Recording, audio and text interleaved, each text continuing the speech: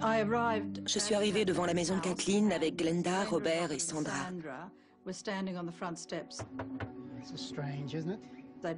Ils ont frappé plusieurs fois à la porte en appelant Kathleen.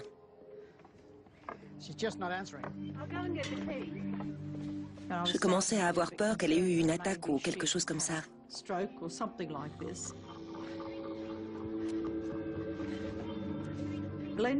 Tout d'un coup, Glenda est revenue en courant de l'autre côté, en hurlant « Robert, j'ai vu du sang, il y a une odeur horrible !»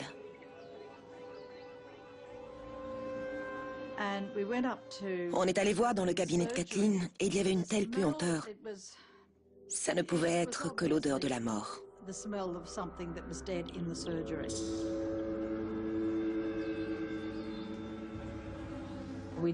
On ne savait pas quoi penser, mais on a commencé à deviner le contour d'un bras. Malgré tout, on refusait de se rendre à l'évidence. C'était le corps de Kathleen dans le cabinet. C'est aujourd'hui, en fin d'après-midi, que les amis de cette femme ont découvert la scène macabre. Ils étaient là pour une réunion, mais personne n'est venu leur ouvrir. L'une des visiteuses a remarqué du sang sur la porte de derrière. Ils ont regardé par la fenêtre et ont découvert du sang sur le sol.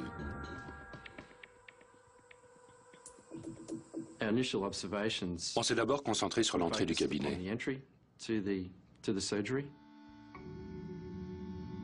Il y avait des traces de sang sur la porte d'entrée côté jardin et aussi du sang infiltré dans la serrure. Il y en avait encore sur le paillasson et pas mal d'éclaboussures sur les plantes du côté gauche de l'allée.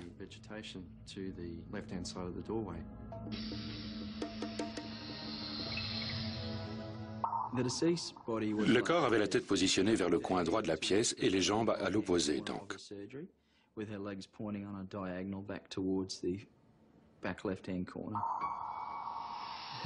Ses vêtements étaient couverts de sang et c'était presque une mare tout autour du corps.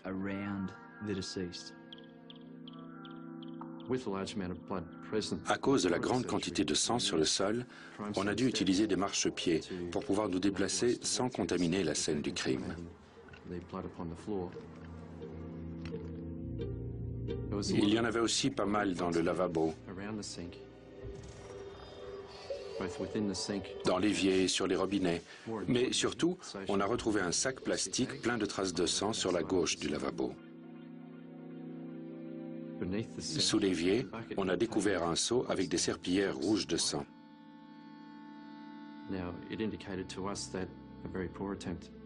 Tous ces éléments nous indiquaient que l'assassin avait essayé de nettoyer le sang de la victime et le sien qu'il avait laissé dans la pièce.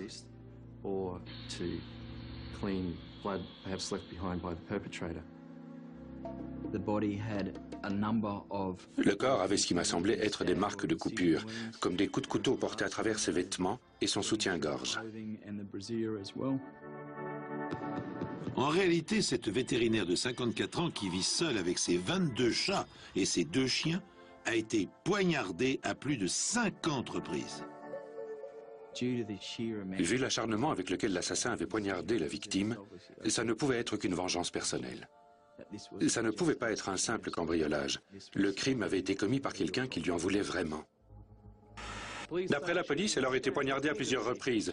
Elle sera morte comme elle avait vécu, en se battant jusqu'au bout. D'après les blessures, elle a été sauvagement poignardée, mais elle a quand même essayé de se défendre.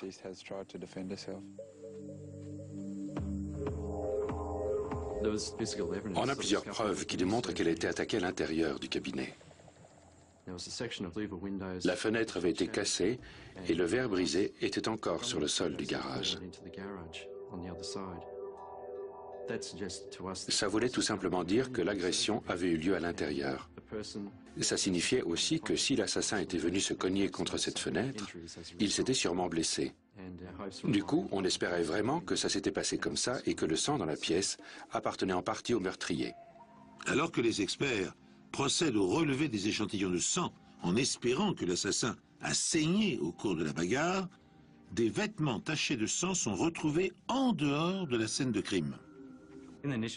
Au tout début de l'enquête, un sac postal contenant des chaussures tachées de sang est arrivé au centre de tri de Northgate.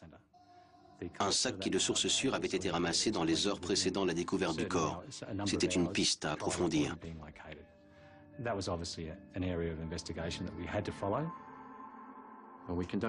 On a fouillé un grand nombre de boîtes aux lettres situées près de la maison pour finalement trouver du sang à l'intérieur de celle de la poste. Ensuite, on a suivi les traces à partir de la boîte postale. On en a déduit que l'assassin s'était sans doute débarrassé des vêtements sales dans la boîte pour dissimuler son crime. Le sang retrouvé sur les vêtements appartient-il à Kathleen Marshall ou à son meurtrier? La réponse à cette question est primordiale. Tandis que les experts procèdent à des analyses comparatives, les enquêteurs tentent d'établir la liste des familiers de la vétérinaire, car la vengeance personnelle semble être le mobile du crime le plus probable. Les scientifiques de la police sont venus récolter des échantillons de sang sur la boîte aux lettres. Ils ont très vite découvert que les traces de sang les menaient à un entrepôt où on avait cassé une fenêtre, mais également à une cabine téléphonique située juste à côté de la boîte aux lettres. On a ensuite réussi à retracer les appels provenant de la cabine ce jour-là, dont celui au service d'ambulance de Queensland qui avait justement recueilli un blessé ayant une coupure à la jambe. Cette personne a rapidement été identifiée. Elle était encore au Royal Brisbane Hospital. On l'a donc interrogée, mais si on l'arrêtait, ce n'était pas en rapport avec des faits reliés à notre enquête. Mais la police sait que le tueur a forcément laissé sa carte de visite génétique dans le cabinet vétérinaire. 25 échantillons récoltés un peu partout dans la pièce sont envoyés au laboratoire. Ils espèrent obtenir son ADN qui permettra peut-être de l'identifier. Pendant ce temps, les inspecteurs examinent le premier étage à la recherche d'indices supplémentaires. Kathleen Marshall adorait la musique. Elle avait installé un piano dans le salon. Et pendant qu'on fouillait la maison, j'ai remarqué qu'une partition était encore ouverte sur le pupitre.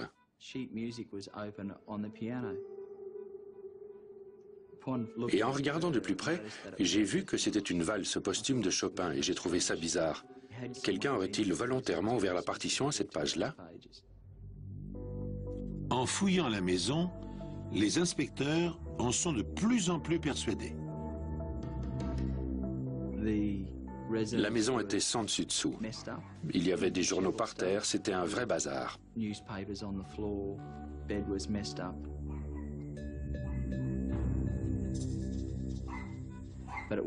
ce n'est que plus tard, au cours de l'enquête, qu'on s'est aperçu que c'était la façon de vivre de la victime.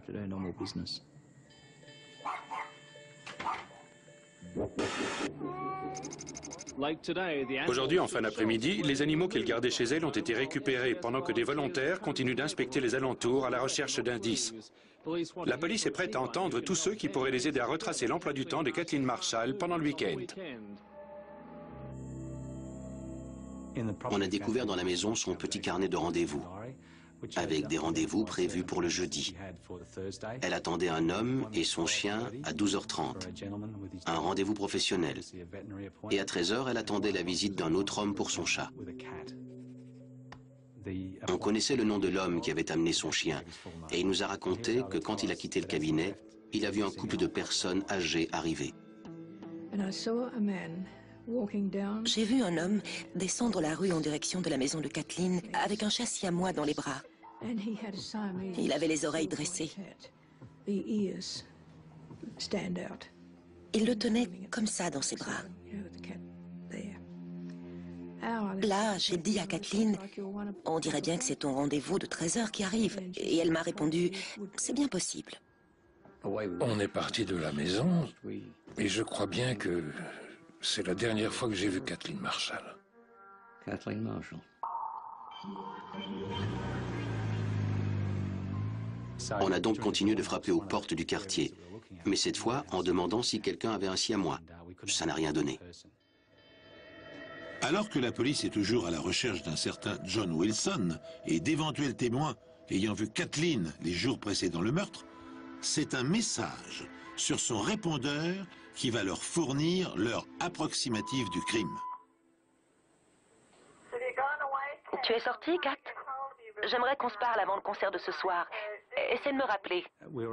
Après avoir écouté son répondeur, on a pu établir avec certitude qu'elle n'avait rappelé personne après 18h et qu'elle n'avait répondu à aucun appel téléphonique non plus. Kat, je suis toujours sans nouvelles de toi. Écoute, j'attends encore jusqu'à 17h et si tu ne me rappelles pas, ça voudra dire que tu ne viens pas. Apparemment, Kathleen aurait été assassinée ce même jeudi après 18 h. Le lait et les journaux livrés le vendredi sont restés devant sa porte.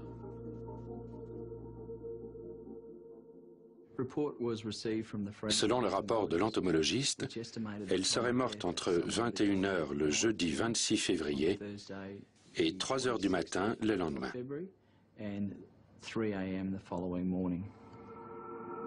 Il faut donc trouver quelqu'un qui aurait eu le temps, le mobile et l'opportunité de tuer Kathleen.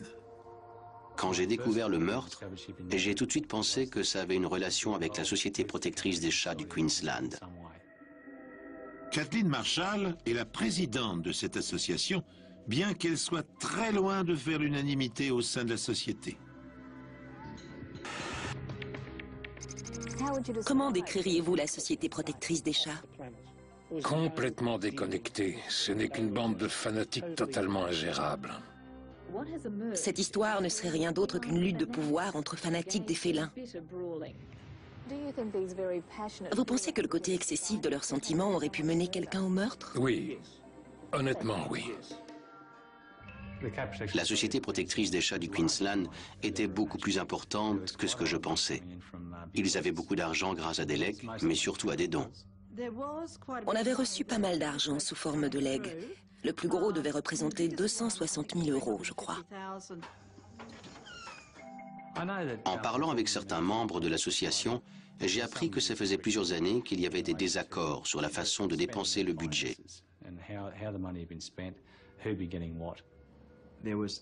Il y avait deux clans bien distincts. Soit vous étiez dans le camp de Kathleen Marshall, soit dans celui de Virginia Houston. Il n'y avait pas de juste milieu. Grâce à ces révélations, l'affaire prend soudain un cours tout à fait imprévu. Cependant, est-il possible d'imaginer qu'une querelle entre membres d'une association de défense des animaux ait pu conduire à un tel massacre? Car je vous le rappelle, Kathleen Marshall a été lardée de plus de 50 coups de couteau. Quoi qu'il en soit, la police ne néglige aucune piste. D'autant que, peu avant le meurtre, Virginia Houston, la présidente et trésorière de la Société protectrice des chats du Queensland, avait été brutalement démise de ses fonctions. Virginia avait l'air de croire que la société était un peu son bébé. Et je suis persuadée qu'elle a été anéantie quand on l'a renvoyée du conseil d'administration. Dans une enquête criminelle, le mobile est le facteur le plus important pour se faire une idée de l'assassin. Et à ce stade de l'enquête, on avait justement un mobile, à savoir une forte rivalité entre deux personnes, entre deux membres de la Société protectrice des chats. L'une était Kathleen Marshall et l'autre Virginia Houston, deux femmes au cœur d'une lutte pour le pouvoir. Une querelle qui va même tourner au pugilat, 1 mois et demi avant sa mort. Virginia fait irruption au domicile de Kathleen, qui fait également office de bureau de l'association. Kathleen lui a dit de s'en aller, qu'elle ne la laisserait pas entrer. Mais Virginia a rétorqué qu'elle avait le droit d'entrer dans les locaux de l'association. Kathleen a appelé la police, elle leur a dit de venir tout de suite parce qu'il y avait une folle dans sa maison. Pour Rhoda et ses amis, l'identité du tueur ne fait aucun doute. Juste avant l'arrivée de la brigade criminelle, on a vu une voiture passer et c'était Virginia au volant. J'étais si terrifiée que j'en avais du mal à respirer. L'agent de police s'est approché de nous pour savoir si tout allait bien et Glenda lui a répondu que l'assassin venait de passer en voiture. Mais la haine viscérale de Virginia envers Kathleen a-t-elle pu la conduire jusqu'au meurtre? Je revois encore le légiste me dire que la nature des blessures et que les plaies peu profondes suggérait que l'assassin pouvait être une personne assez faible, voire une femme. Kathleen Marshall, la présidente de la Société protectrice des chats, s'est battue avec violence contre Virginia Houston quelques semaines avant d'être assassinée. Pour la police, Virginia a donc un mobile et elle en voulait suffisamment à la victime pour la tuer. Voici le suspect numéro 1 dans cette affaire. Pourtant, Virginia Houston s'est rendue parfaitement disponible aux questions de la police. Je n'ai rien fait, je n'ai rien à cacher. Et je serai toujours à la disposition de la police s'ils ont des questions à me poser. Je me souviens, on a interrogé Virginia Houston un vendredi. On est venu la chercher chez elle le matin et on l'a interrogée toute la journée à la brigade criminelle. Je leur ai dit que je pouvais les aider et c'est ce que j'ai fait. Je leur ai donné beaucoup d'informations sur la société, tout ce que je savais de son fonctionnement interne. J'ai fait mon devoir comme toute bonne citoyenne. Virginia nous a tout de suite parlé de sa haine envers Kathleen Marshall. Elle n'a pas cherché à le nier. Elle n'a pas non plus cherché à nier qu'elle avait des problèmes avec les autres dirigeants de la Société protectrice des chats de Queensland. Elle a enfin reconnu qu'elle était rentrée de force chez Kathleen Marshall.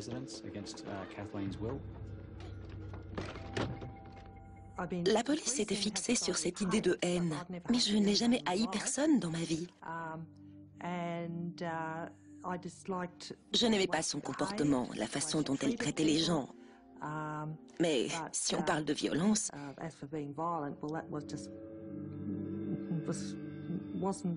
ça ne me ressemble pas. Elle s'exprimait avec aisance.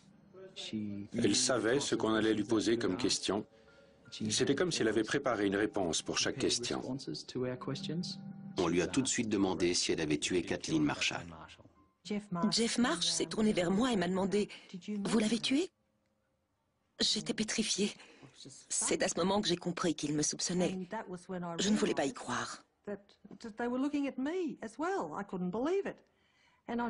Et j'ai commencé à faire non de la tête en me répétant « Mais c'est pas possible !» Et j'ai fini par leur dire « Non, je n'ai rien fait. » J'étais consternée qu'on puisse seulement me poser la question. J'ai toujours été très respectueuse des lois. Je n'ai jamais eu plus qu'une simple contravention. À la fin de l'interrogatoire, elle ne m'avait pas totalement convaincu. Je ne voulais pas l'écarter de la liste des suspects. Les informations et les versions qu'elle nous avait données méritaient d'être approfondies. On a demandé un mandat de perquisition pour sa maison et on l'a fouillé. Je leur ai dit qu'ils n'avaient pas besoin de mandat pour perquisitionner chez moi. Qu'ils pouvaient très bien prendre mes empreintes s'ils le voulaient. Madame Houston a admis avoir eu une violente dispute avec le docteur Marshall quelques semaines avant sa mort. Après plusieurs interrogatoires, les autorités ont décidé de fouiller sa maison et sa voiture. On avait des preuves physiques, comme du sang, des cheveux et des fibres. Mais plus important encore, on avait l'arme du crime. Vous voyez débarquer des inspecteurs de police, accompagnés de bénévoles, qui mettent votre maison sans dessus-dessous pour essayer de trouver un couteau ou autre chose. Ça fait un choc. On se demande vraiment ce qui se passe. Mais la perquisition est un échec pour la police. Pas d'arme du crime et aucun résidu de sang provenant de la victime. On n'a trouvé aucune preuve qui puisse relier Virginia Houston au meurtre de Kathleen Marshall. Elle reste pourtant le suspect numéro 1 dans cette affaire. Et la police vérifie scrupuleusement ses alibis, à commencer par celui que lui a fourni l'homme qui lui tire les cartes, un certain Patrick Hanrahan. Tous les membres de la Société protectrice des chats du Queensland, aussi bien les proches de Kathleen Marshall que ceux de Virginia Houston, s'intéressaient beaucoup au spiritisme. La première fois que je suis allé interroger Patrick Hanrahan, il a refusé de me parler si je ne lui laissais pas tirer les cartes. Selon lui, elle lui dirait s'il pouvait me parler ou non. C'était assez bizarre parce que ni moi ni les autres inspecteurs sur l'affaire ne connaissaient ces pratiques. J'ai dû trouver un collègue qui puisse venir avec moi et qui soit sûr de ne pas éclater de rire pendant l'interrogatoire. Ça a été dur. Mais j'ai fini par trouver quelqu'un qui se retienne jusqu'à ce que j'obtienne ce que je voulais de Patrick. Il fallait absolument qu'on sache. Il était l'alibi de Virginia Houston jusqu'à 16 heures. Il nous a confirmé qu'il avait tiré les cartes à Virginia jusqu'à 16 heures et qu'ensuite, elle l'avait déposé chez le médecin. Il ne l'avait pas revu ensuite. La Société protectrice des chats du Queensland détient-elle la clé du mystère? Le doute est permis car l'association perçoit d'énormes sommes d'argent sous forme de dons et ses principales responsables se vouent une farouche antipathie. La police vérifie tous les alibis de Virginia Houston. Il ne leur reste plus qu'à réinterroger une femme qui affirme avoir été en sa compagnie durant la nuit du meurtre. Corinne Welsh est celle qui a fourni l'alibi de Virginia, si l'on peut dire, entre 17 et 23 heures le jeudi soir, un horaire charnière dans notre enquête. Selon Corinne Welsh, les deux femmes auraient fait le courrier pour la société, mais au cours du second interrogatoire, elle change sa version. Au cours du deuxième interrogatoire, elle nous a finalement laissé entendre que Virginia n'avait pas passé toute la soirée avec elle. Lorsque Kathleen Marshall est retrouvée assassinée, ses collègues et amis ne désignent qu'une coupable possible, Virginia Houston.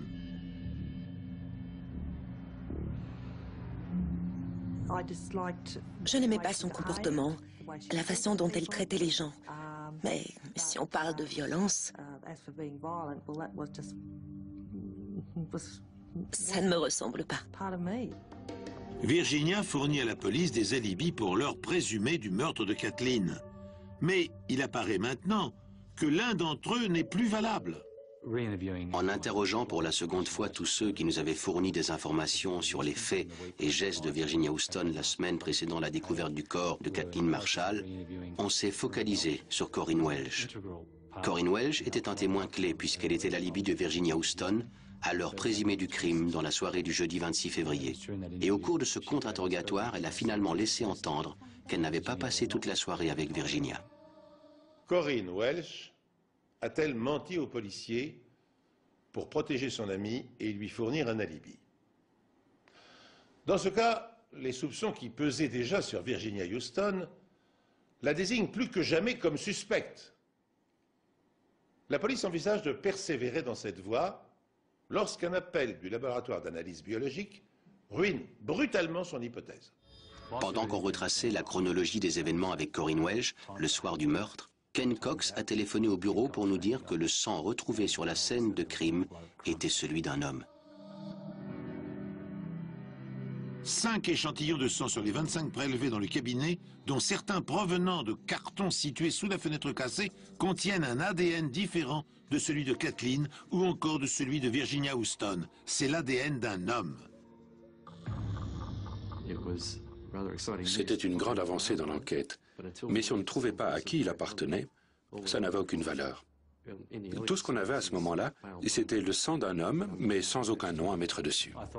Je me suis dit qu'au moins on savait dans quelle direction chercher à présent. On devait retrouver un homme qui connaissait la victime de près ou de loin. Maintenant, on avait une cible un peu plus précise. La police pense maintenant que la vétérinaire a été tuée par un homme. Elle a déjà fait faire des prises de sang à plusieurs hommes liés à la société. Puisque l'ADN d'un homme avait été retrouvé, tous les hommes connaissant Kathleen ont été priés de se soumettre à une prise de sang pour des analyses d'ADN. Pour les analyses ADN, on a recensé environ 42 hommes susceptibles d'avoir un lien avec la victime. Ça a été très lent et ça a demandé beaucoup de travail. On a commencé à faire les prises de sang pour avoir l'ADN de tout le monde. Les échantillons de sang prélevés sur les associés du docteur Marshall vont maintenant être comparés à ceux recueillis sur les lieux du crime. Il devait signer un formulaire où il reconnaissait faire partie des suspects. Et ça donnait « Je reconnais être un suspect dans le meurtre de Kathleen Francis Marshall et j'autorise par la présente le prélèvement de mon sang, de mes cheveux, etc. » Ça pouvait faire ressortir des suspects qui n'auraient aucun lien direct avec Kathleen Marshall. Au départ, bien sûr, j'étais sûr qu'ils nous voyaient tous comme des suspects potentiels, mais après, j'ai compris que c'était justement pour écarter des suspects. Quand on m'a demandé de bien vouloir donner mon ADN, je me suis rendu compte que la dernière chose à faire, c'était de refuser. Ça paraît louche et si vous donnez votre ADN et qu'il ne correspond pas à ce qu'ils recherchent, ils n'ont rien à vous reprocher et vous êtes tiré d'affaire. Mais aucun ADN des suspects ne correspond. La police se rabat donc sur les hommes qui ont compté pour Virginia Houston. Et l'un d'entre eux est son ancien petit ami. On a retrouvé un homme dans une pension de famille près de Fortitude Valley. à qui on a demandé son ADN. Mais il a refusé. On l'a donc pris en filature pendant les jours qui ont suivi son refus et il a fini par cracher sur le trottoir. Ils ont donc été en mesure de récolter son ADN dans le crachat. Il habitait encore la pension de famille et il ne nous aurait fallu que quelques jours avant de savoir si c'était lui ou non. Le lendemain matin, le directeur de la pension nous a appelés pour nous prévenir qu'il attendait un taxi avec ses bagages. Après une petite enquête, on a pu déterminer que le taxi s'était rendu à la gare centrale. Et là, on a appris que le suspect avait acheté un billet Brisbane-Sydney sous un faux nom. À ce moment-là, il était donc devenu l'un des suspects numéro 1 dans cette affaire. C'était un homme qui connaissait Virginia Houston, qui ne voulait pas donner son ADN et qui cherchait à quitter l'État. Kathleen Marshall, une vétérinaire de Brisbane, a été sauvagement assassinée dans son cabinet. C'est tout d'abord Virginia Houston qui est fortement suspectée jusqu'à ce que la police découvre le sang d'un homme sur la scène de crime. Ils sont maintenant sur les traces d'un ancien petit ami de Virginia qui a refusé de donner son ADN. On a fini par l'interpeller, le placer en garde à vue et après quelques heures d'interrogatoire, il a accepté de donner son ADN, ses empreintes, ses vêtements et son sac. Et il nous a dit « Faites toutes les analyses que vous voudrez, vous ne trouverez pas de sang, je n'ai rien à voir là-dedans ». Malheureusement pour nous, son ADN ne correspondait pas à celui de la scène de crime et il n'y avait rien sur ses vêtements qui nous permettent de le situer dans la maison de la victime. Donc on a abandonné cette piste, mais tout ça prend du temps et il a bien fallu quelques jours. Ensuite, on est passé à autre chose. On est retourné chez Patrick Hanrahan pour lui demander s'il était prêt à nous donner son ADN, mais une semaine après, on apprenait que c'était négatif. Disculpé, Patrick Hanrahan évoque au cours de son interrogatoire le nom d'un autre voyant, Andrew Fitzherbert. Ce dernier partage sa vie avec une certaine Ruth Bennett, qui est également membre de la Société protectrice des chats. Détail important, Ruth appartient au camp des amis de Virginia Houston. Tout ce que je me suis dit à ce moment-là, c'est que ça faisait un suspect masculin de plus à exclure. On savait maintenant que Andrew Fitzherbert devait être placé sur la liste des partisans de Virginia Houston de par sa relation avec Ruth Bennett. Il fallait donc qu'on s'assure de son innocence. Mais il reste un autre homme à exclure de la liste des suspects, John Wilson, l'homme qui a pris le rendez-vous de 13 heures pour son chat. On n'a jamais pu mettre la main sur John Wilson. On ne savait pas qui c'était. On a fait paraître une annonce dans la presse en demandant à cet homme de se présenter au poste. Nous aimerions parler à toute personne qui s'est rendue chez Kathleen Marshall la dernière semaine de février 1998, et particulièrement ceux qui auraient amené un animal malade ou blessé. Il ne donnait toujours pas signe de vie. Et ce n'est que le 12 juin que Ruth Bennett est apparue dans le journal, un siamois dans les bras.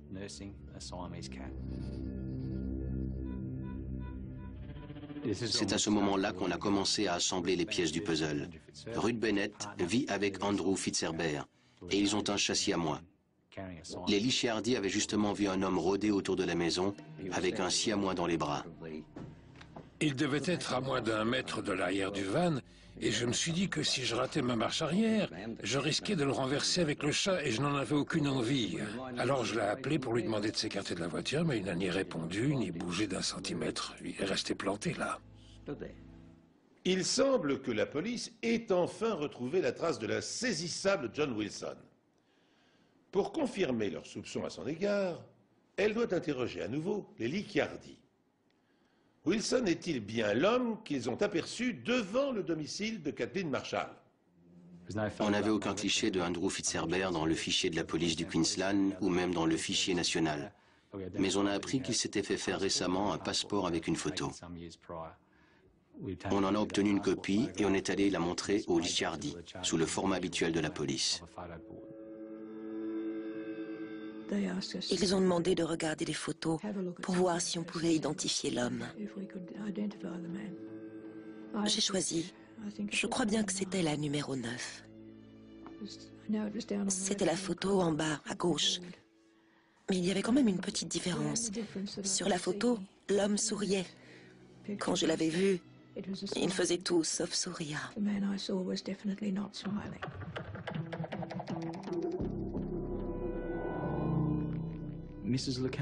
Madame Licciardi est parvenue identifier parmi les photos Andrew Fitzherbert comme l'homme qu'elle a vu devant la maison de Kathleen Marshall le jeudi 26 février.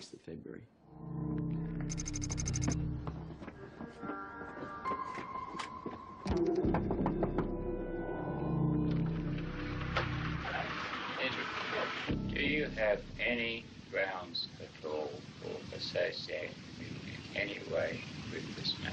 Have you had contact with Kathleen Marshall? No. Have you ever met Kathleen Marshall at all under any circumstance? All I know of I have met Virginia Houston. I know Virginia Houston fairly well. Have you ever been to Kathleen Marshall's street or to her house? I don't even know where she lives. Have you ever spoken to her over the telephone? No. Cette dernière réponse vient confirmer les soupçons de la police. Ils savent qu'un appel téléphonique a été passé à Kathleen Marshall du domicile de Andrew Fitzherbert, 2 jours avant la mort de la vétérinaire. Et c'est peut-être ce fameux coup de téléphone qui a servi à prendre rendez-vous pour John Wilson. On lui a dit qu'on pouvait faire le lien entre son domicile et celui de Kathleen Marshall dans les jours précédant le meurtre. Il a tout nié en bloc. On lui a donc expliqué qu'on avait obtenu la preuve en vérifiant les appels téléphoniques.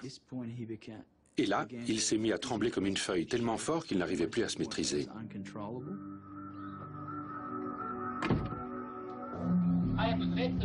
Yeah, that's right. That's fine, Andrew. No, and that's If that's the case, you're a person that has nothing to lose and everything to gain. And Andrew, all that we're asking you to do is supply a specimen to eliminate you from our inquiries. That's it. That's the bottom line. Got to test Andrew because he made an application to join the Cat Society and he was rejected. So that's caused enough to murder. Well, Ruth, we don't know. I have heard of that. Ruth, I mean, we've got alibis for the whole weekend. I appreciate that. I appreciate that. But all I'm saying is we can finish this up in a few minutes. That's all that we're saying to you, Ruth. Well, I think I'm going to say no. No, I am not going to give you samples. I will give you samples if and when. I'm not going to give you samples. It's as simple as that.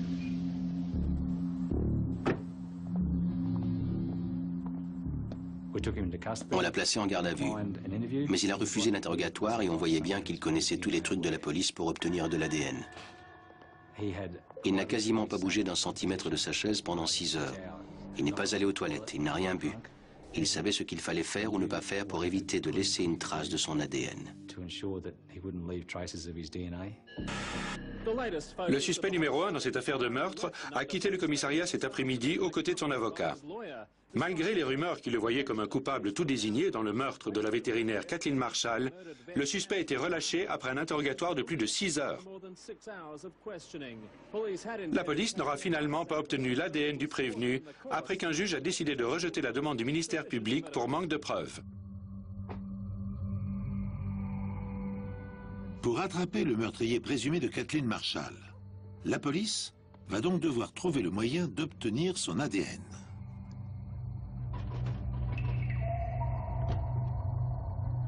How are you? Well, not bad, but we would prefer that you did not come through the door, thank you. Andrew Fitzherbert était au départ très loin sur la liste des suspects dans le meurtre de Kathleen Marshall. Mais lorsqu'il est identifié comme étant le mystérieux John Wilson, la police se focalise sur lui. Andrew, vous avez l'air de quelqu'un de raisonnable. Et j'aimerais vous expliquer encore une fois que tout ceci peut être réglé en quelques secondes. Il vous suffit de nous donner un échantillon de votre sang. C'est tout ce dont on a besoin pour vous laisser tranquille et vous écarter une bonne fois pour toutes de la liste des suspects. Écoute, ami, je ne te donnerai pas mon autorisation, c'est aussi simple que ça. Je ne comprends vraiment pas pourquoi. Pourquoi faisait-il autant de problèmes pour donner son ADN s'il n'avait rien à se reprocher? Il était tant que ça à cheval sur ses principes. Ça n'aurait pas été plus simple de leur donner tout de suite plutôt que de devoir passer par une injonction du tribunal? La police ne peut pas obliger Andrew Fitzherbert à lui fournir un échantillon de son sang pour analyse, à moins de posséder d'autres preuves directes de son implication dans le meurtre de Kathleen Marshall. Elle obtient finalement du juge un mandat pour perquisitionner son domicile. C'est le seul et unique moyen de récolter son ADN et de le placer éventuellement en état d'arrestation. Execution of search warrant.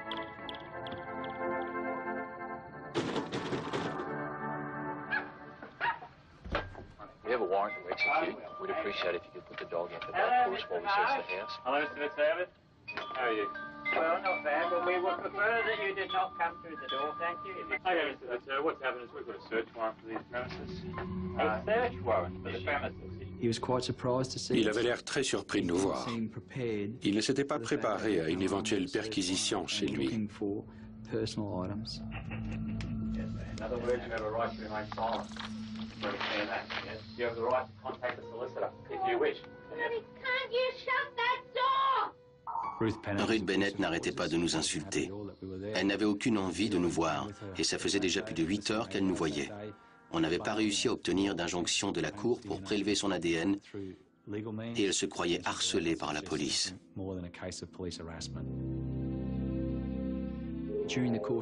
Pendant la perquisition, on a emporté plusieurs objets personnels d'Andrew Fitzherbert.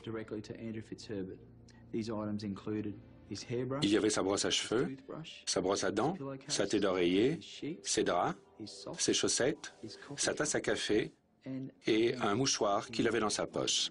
Parmi ces objets, c'est justement le mouchoir qui va faire toute la différence.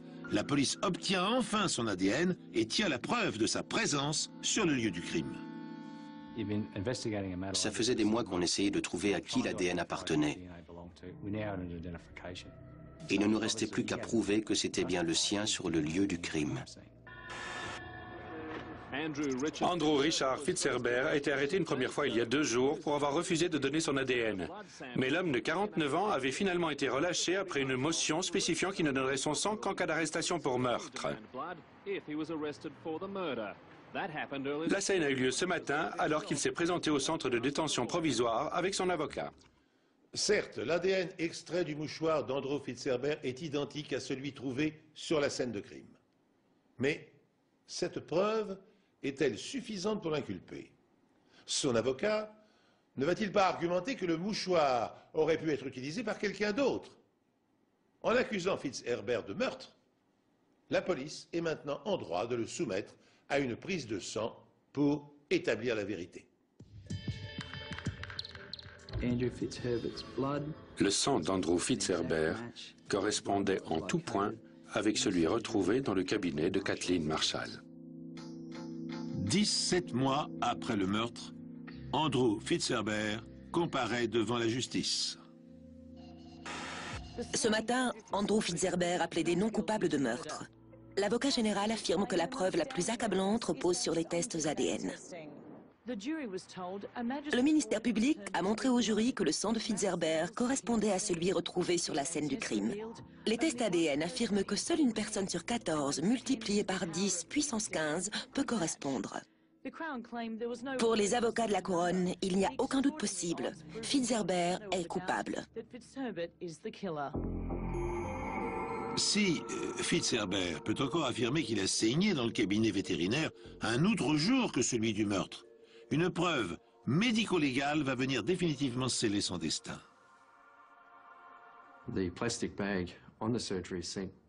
Le sac en plastique retrouvé dans l'évier du cabinet contenait un mélange de sang de la victime et de celui d'un homme inconnu.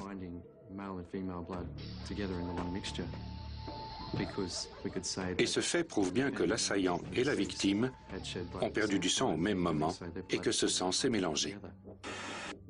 L'affaire Kathleen Marshall a tourné au véritable roman policier à suspense. Cet après-midi, le dernier chapitre s'est refermé avec la condamnation de Fitzherbert.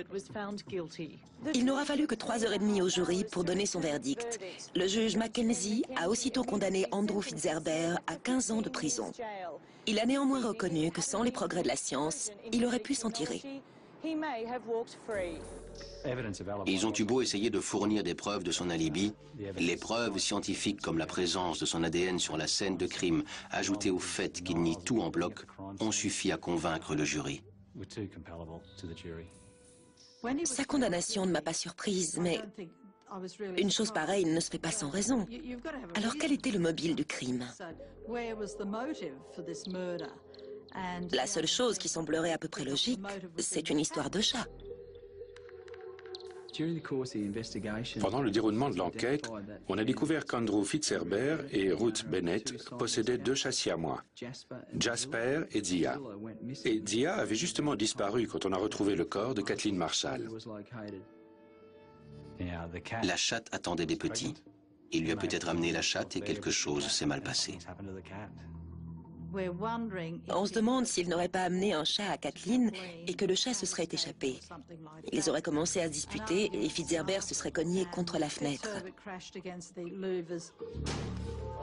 Et c'est là qu'il se serait coupé. Il y a plusieurs théories différentes sur le crime. Il y a beaucoup de gens qui sont toujours aussi frustrés. Frustrés d'avoir enduré un tel chagrin et presque un traumatisme de ne toujours pas connaître les raisons de son geste. Je ne suis pas spécialement frustré. Je pense que ce sont plutôt les proches de Kathleen Marshall qui le sont. Ils aimeraient sûrement savoir comment on peut prendre la vie d'une personne pour apparemment une simple histoire de chat.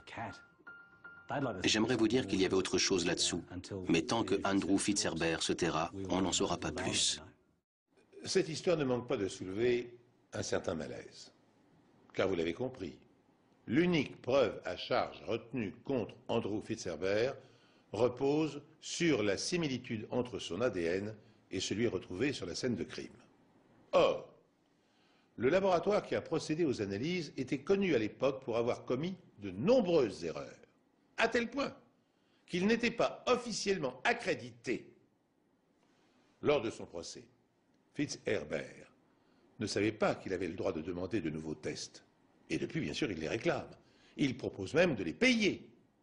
Une étudiante en droit, spécialiste des erreurs judiciaires, a également demandé qu'un autre laboratoire indépendant procède à une contre-expertise affirmant qu'en 1999, les tests n'étaient pas toujours fiables. Sa requête a été également rejetée.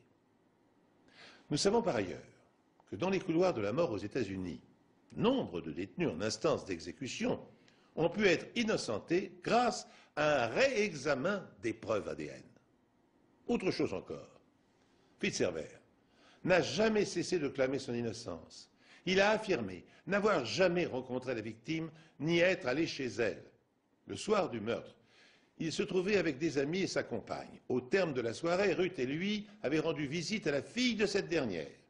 Le couple était ensuite rentré se mettre au lit vers minuit. Alors peut-on imaginer que Fitzherbert se soit faufilé en pleine nuit hors de sa maison pour aller tuer sauvagement une femme qu'il ne connaissait pas? Pourquoi Kathleen Marshall lui aurait-elle ouvert sa porte? Enfin, dernière question. Si le meurtre avait été commis entre minuit et 3 heures du matin, comme l'affirment les policiers, pourquoi Madame Marshall portait-elle une robe et non un peignoir ou une chemise de nuit? Dans sa hâte de boucler l'affaire, la police s'est-elle trompée sur l'identité du tueur?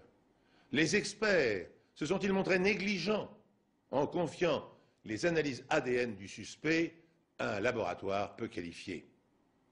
Je vous laisse juge d'en décider. En 2014, Andrew Fitzherbert aura purgé sa peine. Et il sera alors bien tard pour rétablir la vérité. Merci d'avoir suivi cette émission. Je vous donne rendez-vous prochainement sur cette antenne pour un nouvel épisode des Enquêtes Impossibles.